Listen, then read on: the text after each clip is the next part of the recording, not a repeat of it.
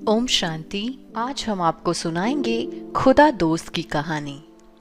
कांधार के बादशाह अरबाज खान को कोई बेटा नहीं था, इसलिए उन्होंने यह कायदा बनाया कि उसकी मृत्यु के बाद इस राज्य का कोई भी आदमी जो बादशाह बनना चाहता हो 1 साल तक राज्य चलाए और फिर उसे नदी के पार भेज दिया जाए जहां घना जंगल था।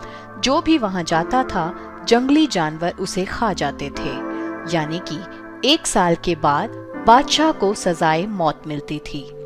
उसी राज्य में आफताब नामक एक 20 साल का युवक रहता था।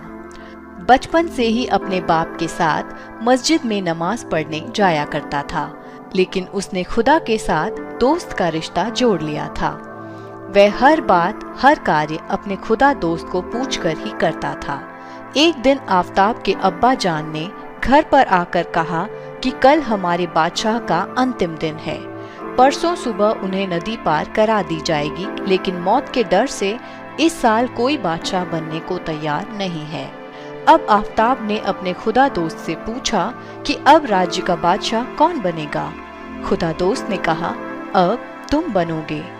आफताब ने कहा, क्या आप मुझे 1 साल के बाद सजाए मौत दिलाना चाहते हो? अगर मैं मर जाऊं तो मेरे अब्बा जान और अम्मी जान को कौन संभालेगा? तब खुदा दोस्त ने कहा, तुम बादशाह बनने जाओ, मैं जैसा जैसा कहूं वैसा ही करते जाओ।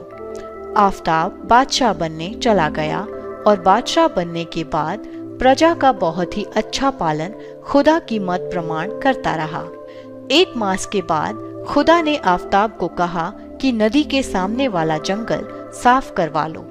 उस अनुसार आफताब ने जंगल के पेड़ कटवाकर एक बड़ा सा मैदान तैयार करवा दिया। अब खुदा दोस्त ने वहां पर एक राजमहल, एक किला और शहर बनाने के लिए कहा। वो उसी अनुसार बनाता चला गया। राज्य के खजाने से ही धन लेकर नदी के उस पार शहर बसाने लगा। उसमें सब प्रकार की सुख सुविधाएं निर्मित हो गईं। जब 1 साल पूरा होने को आया तब कायदे अनुसार आफताब को तो नदी पार जाना ही था, पर उसने पूरे शहर में डिंडोरा पिटवा दिया कि नदी पार जो नया शहर बसा है उसमें मैं तो बादशाह बनूंगा ही, लेकिन जिनको भी मेरे साथ आना हो उन्हें उनके दर्जे अनुसार घर मुफ्त में मिलेगा। दूसरे दिन जब आफताब नदी पार गया तो सारे शहरवासी भी उनके साथ साथ सुख शांति पाने के लिए नदी पार चल दिए।